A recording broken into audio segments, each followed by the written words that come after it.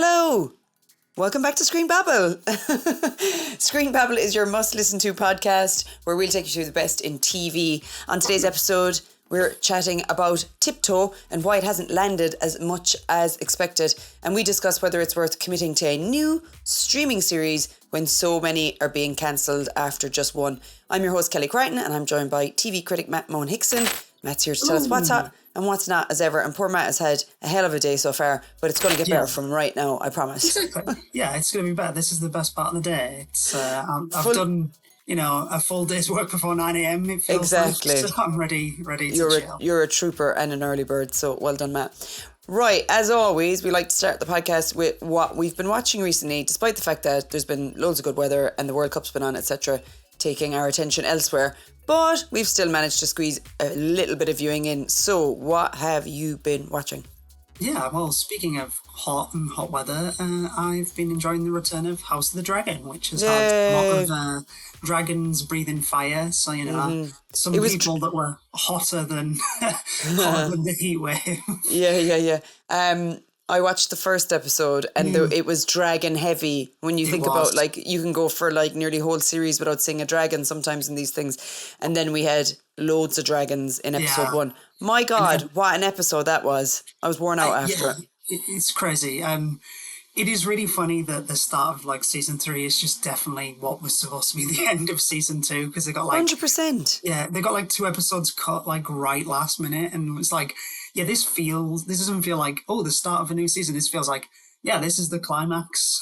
Yeah, I was wondering if it was just me, and this used to happen to me with Game of Thrones as well, where I'm like, oh my God, who is that person again? I feel like I can't remember who the characters are, because to be fair, there's loads of characters in these programs, and you're like, are they a goodie or a baddie, and what's their motivation again? And, but I felt like I was getting back up to speed anyway by the end of episode 1. But I mean, that was an epic episode. Talk about massive battles and loads of, one of the comments I made watching it was just how well made it is. It's so believable, and I was just sort of remarking that I've missed having a fantasy program in my life, as always. But it's just brilliant. The battles are just unbelievable. You find yourself shouting at the telly. You're like, come on, the dragons, Yeah.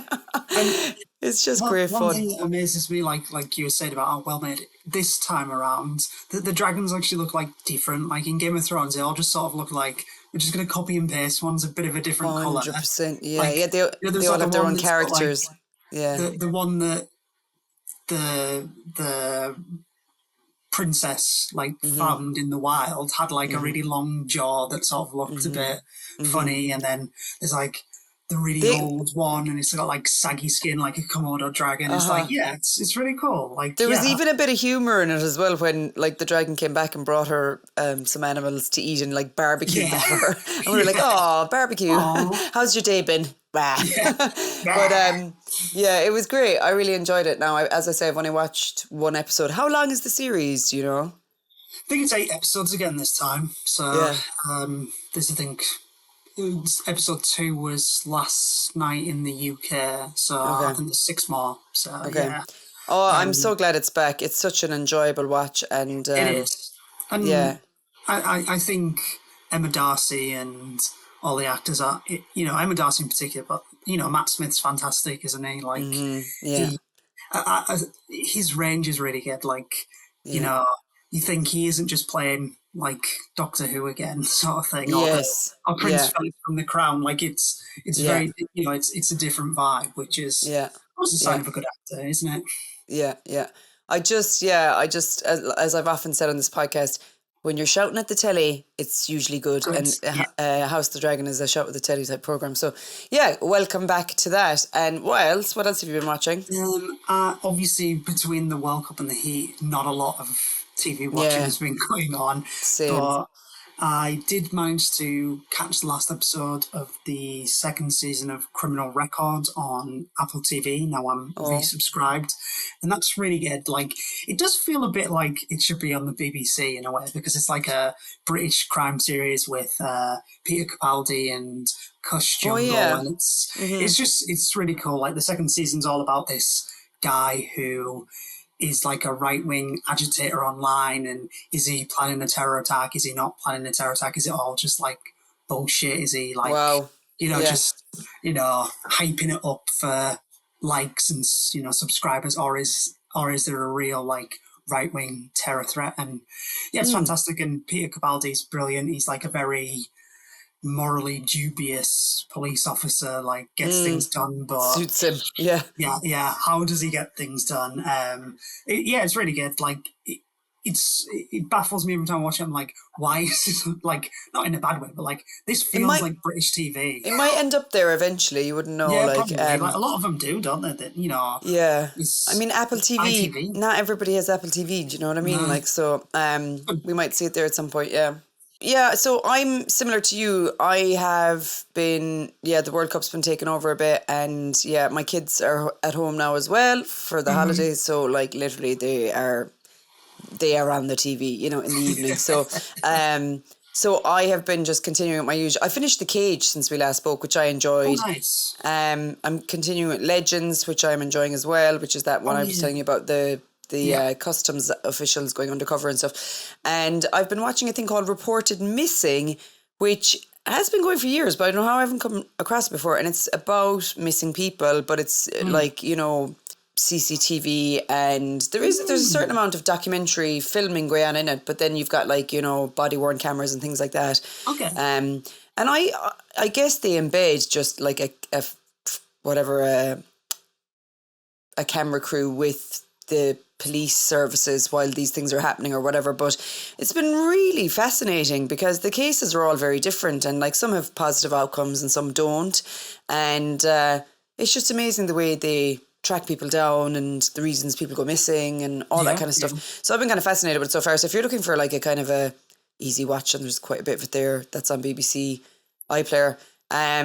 And just my usual Ambulance every now and again, which is hilarious. It's my go-to easy watch. But anyway, speaking of when the weather's really hot, what is your TV ice lolly, Matt? What is the thing that's easiest to watch? It's always sitcoms for me. Like, which sitcom I'm watching at that moment, it depends. Like, so at the moment it's been The Middle. I've been rewatching that on Netflix, which I really like. It's very charming. It's very silly. It's very American sitcom-y, but it's nice. It's fun. I think when you're hot and you're like, can't move, blah blah blah, it just needs to be the easiest thing. So for me, it's Coronation Street, because I'm about 12 episodes behind, and I'm just like, I have no energy, I can't make a decision, so here we go, 3 episodes of Coro back to back.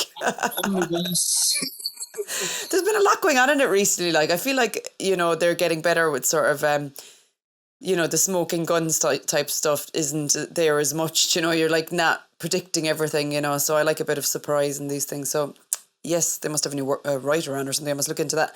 Okay, right. Well, what we wanted to talk about as well on the podcast today is we were raving about what we'd seen of Tiptoe in the last episode, and both of us have finished it now, so we thought we'd have a good old chat about it. I suppose one thing we'll get to is the fact that I think we both thought it was going to be kind of massive, but it actually hasn't been in terms of like public reception. But just to start off by saying, I thought it was... I think when we spoke about it, I'd only watched maybe 1 or 2 episodes, and I had said something jokey about, it's on the nose. And the first episode was very on the nose. It kind of settles down a bit after that. Yeah. But overall, I thought it was phenomenal. I watched the last episode last night, and I was on the edge of my seat, anxious from about 10 minutes in for the whole rest of the hour. And you're just like watching this event unfold and watching this kind of mob mentality, and there's so many opportunities where you're like, run away or do this, or you get involved, or you stop this, or, and you're like, again, shouting at the telly. But it's devastating. Oh, it is. On that like final episode, I mean, there's about, that 20 minute sort of stretch where it's bubbling up. It's just, it's horrible. And like, it feels realistic. Like, obviously it's a bit of a heightened situation because it's a television show, but it feels like you can see the way the dominoes fall that lead to that moment. Like, it builds up throughout the series, these certain small things that like Yeah. bang, bang, bang, Trigger. and then all Yeah. the dominoes go and the mousetrap falls, if people remember mousetrap. But yeah, it's hugely powerful, isn't it? I mean, Yeah. Really powerful. I mean, spoiler alert, obviously, if you haven't watched it all, but I think we mentioned this the last time, like the very first scene opens and there's been a lynching, that this person is dead, and we know that that's where we're going to end up eventually, right? We just don't know how we get there. So I suppose from the get-go, you're like, this is not going to be good, and you're kind of preparing yourself for that. But I think potentially that is one of the reasons why it hasn't landed, is because people are like, oh my God, I'm not watching a program where somebody's like lynched at the end of it, which in a way you're like, okay. Plus it was going up against like the World Cup and summertime and all that. Like maybe the timing wasn't right for it, but I thought it was fantastic. I thought maybe not as nuanced in parts as some of Russell T Davies' other series. But I guess he's trying to hit us around the face with it, because he's trying to say, this is where we are nowadays. Like, we're in this kind of tinderbox atmosphere where, people are on the edge of doing something stupid. And then essentially in this program, they really do tip over into the doing something stupid, And you think, and it's obviously not the same scenario or whatever, but there was, the show came out and then there was the riots in Southampton and Belfast and all these things. And it's just like, we're a bit of a tinderbox at the moment, aren't we? And there's a lot of people are angry, and social media algorithms do like to prioritize people being angry. Because that gets the likes and the clicks, doesn't it? It gets people engaged by winding them up. I mean, like, there's that scene where, I think it's the end of the first episode, where they're all on their phones doing different things, and the dad's just sat like watching all this like deeply violent stuff, and you're like, beheadings or whatever. Like, it's like insane that you can pick up your phone and just see someone die. You know what I mean? Like, and I saw an interview with Russell T Davies where he was talking about this, about Tiptoe, and he was talking about, we should all be up in arms and like burning down buildings because of the fact that our 10-year-olds can access this content, but we're not. We're all just sitting there like, like we've been neutered, and all the social media companies are just like doing what they want. And there's a huge amount of commentary going on in this TV series, but it's frightening, and it's kind of not for the faint-hearted. If you're not in a good place, I wouldn't encourage you to watch it, or if you're worried about the world. But I suppose the thing is as well, we have to have pieces of art like this, that remind us of what's happening in the world, and saying, look, we're going backwards, not forwards, and we need to not let this just happen to us. We've got to act, And these kinds of shows can really shine a spotlight and, have an impact. You think of all the post office stuff, like Mr. Bates versus the post office. It's made real change, hasn't it? By cutting through, and adolescents cut through last year and had impact. This just hasn't had, it could have, but it just hasn't had.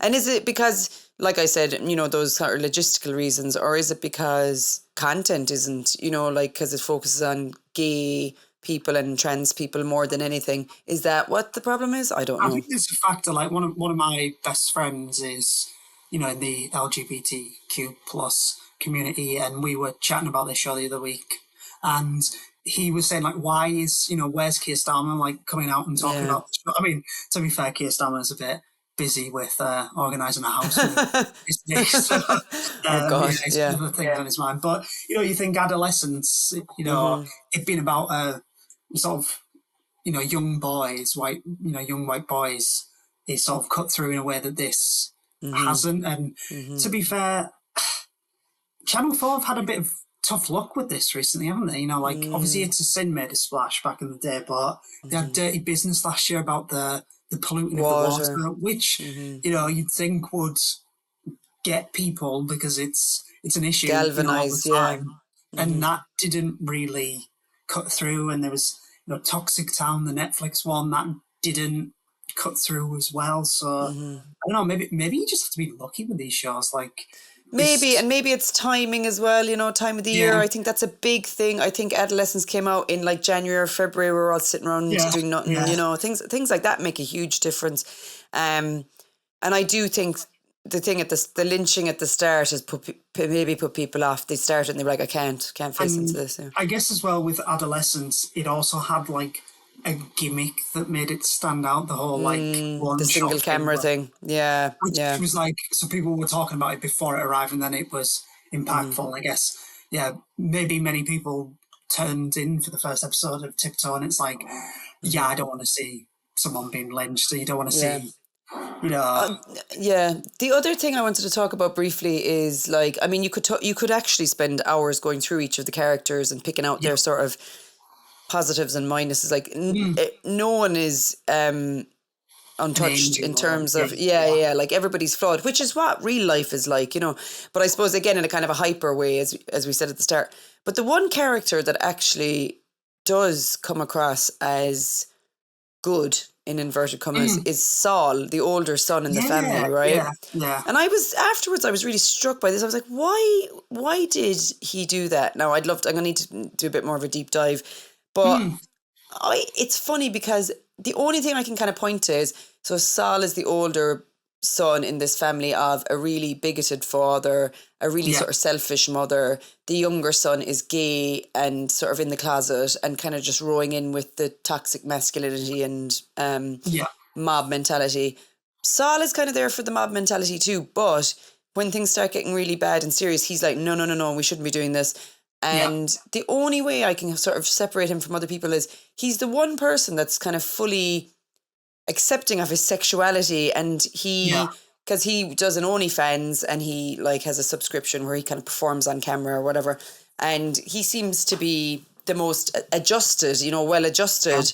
Now his father calls him a pornographer towards the end, which is sort of almost biblical, but it was interesting that he was the only one that at the end you felt like, he was the only one that did the right thing, really, out of the sort of bad guys. But look, as I say, I'm sure people will do studies on this TV program because it's fascinating and heartbreaking, and fair play to Russell T Davies. He always does it with style. and the thing that one of the most interesting things in a way is, like at the end when it's doing the sort of title cards, and it's like, within this Leo's story isn't over within 18 months. Oh, that was heartbreaking. He'll read convicted paedophile, blah, blah. And then, shortly after that, the stuff with Doctor Who breaks and people were calling Russell T Davies a paedophile. And it's like, it's how... sort of... I missed that. Oh my God, that's ridiculous. Like and stuff and posting on social media calling him that, and it's like, guys, like, stop, like, don't just call people pedophiles, like, that was like the last nail in the coffin, wasn't it? At the end of it, where they're like, which I love actually, when they wrap things up nicely at the end of the story, and they tell you what happened to everybody in the future or whatever. And Saul is the only one who seems to come out, with a relatively good life at the end of it, but. So Leo's character, who was not a paedophile, and so then but 18 months after he's dead, it's widely on the internet that he was a paedophile. So that thing of like, you can have a well-lived good life and then it can be just corrupted by stuff on the internet. Like it's absolutely terrifying and heartbreaking, and an important program, so go and watch it if you haven't, because it's a lot, but very thought-provoking. But pace yourself, guys. Don't pace yourself. Don't binge it. No. I definitely, it took me like the 4 or 5 weeks to watch the whole thing.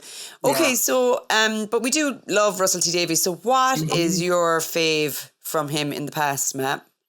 I think obviously as a kid, Doctor Who Return was massive, but I think It's a Sin is his best show. I just think it's as devastating as Tiptoe, but it's also like full of joy as well. Like, which I guess makes the devastation worse, but it's not as doom and gloomy as you think a show about the AIDS pandemic would be. It's obviously heavy, but somehow it's nearly a lighter watch than like the joys of life Tiptoe are in there as well. It's the Sin is brilliant, and actually, there's a stage production of it coming out next year. It's going to be wow. touring, yeah. But I loved Years and Years, which I did not watch when it first came out. I watched it like a few years later. I was kind of surprised it had gone past me, and I loved that. I just loved the how he sort of projected into the future, and you know how your life can change in the matter of a few years, and you know everything. You're riding high one day, and the next day you're the one at the end of the popularity queue or whatever. And I found it really, really fascinating. So yeah, and I've not seen Cucumber. I must try and find it somewhere. Yeah, that's been on my to watch list for about 15 years. Yeah. Because I think because also there's characters that appear in all of these things. Yeah, He's one of those writers that he writes his characters, a single character, into different series. So there's like connections between them. But he's like, I do that for myself. But I love that kind of stuff as well. Yeah, so Okay, right. So we were going to talk about the fact that so often now, when you start watching a series on a streaming service, you may only get that one series. And therefore, is it worth even starting new ones at all? Should you just stick with your little tried and tested and Old Faithfuls and the soaps? Yeah. I mean, it is really difficult. Like, I find myself now, I guess it's part of the problem in a way. Like, it's a self-fulfilling prophecy in a way, isn't it? Yeah. That you sort of, if you don't watch it when it exactly comes out, then it gets cancelled, and then it's like, why would I watch it? This was sparked by The Burrows on Netflix, which was like sort of Thursday Murder Club, but Stranger Things. Like, it was produced by the Duffer Brothers, the Stranger Things guys, and had a lot of like, sort of very recognisable old actors like Alfred Molina's in it. He's fantastic. And he's English as well, I didn't realise that. Yeah.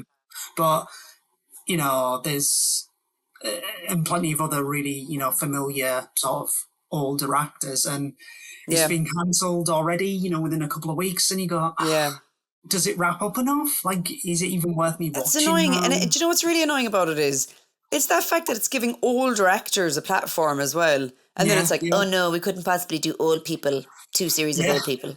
It's a shame, isn't it? Like, and sometimes, like, shows need a while. Like, the Netflix model. You think sometimes, like, like Widow's Bay became really popular, at least online, and that was because that was weekly and people were catching up, and the excitement, and if all that dropped on Netflix on a Friday, it might have just slipped under the radar and be forgotten.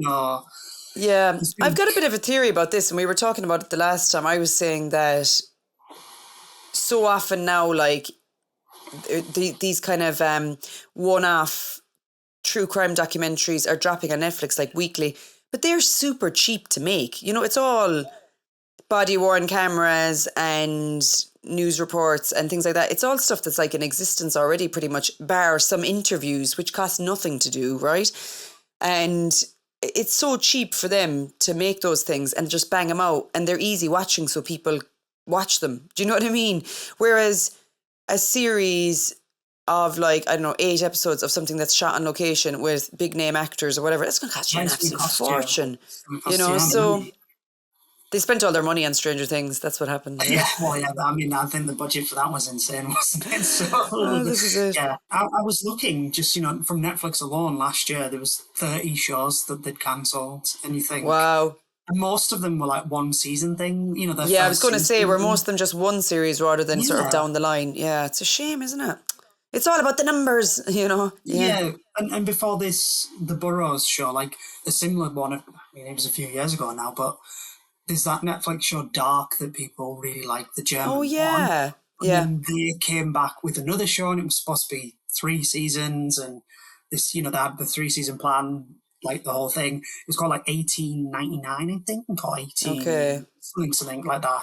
And it was all about like the Bermuda Triangle and people on a ship, and then gets cancelled after 1 season. It's like, well, the story isn't finished. Like, I'm never going to watch that now. Like, well, exactly right. And that sounds right up my street. I used to have a fascination with the Bermuda Triangle when I was a kid, but I wouldn't watch it now because I'd be like, well, I'm not going to watch it if it's only one series and they don't like wrap it up. So why would I watch it? So they're doing themselves out of viewers anyway, you know? Exactly. And when it's something where there's so clearly applied, you know, if it's a show that they're just making and then, oh, shall we make a second season, whatever. But, you know, if you're coming in with such a clear plan, like this is going to be 3 seasons, we're going to do this, this, this, like, is it not better to just get the whole thing out and maybe over time people will discover it? Whereas now, nobody's going to watch that show because why would you? Because first thing you look up about is like, oh, it's supposed to be 3 seasons, it's cancelled, it didn't have a proper ending.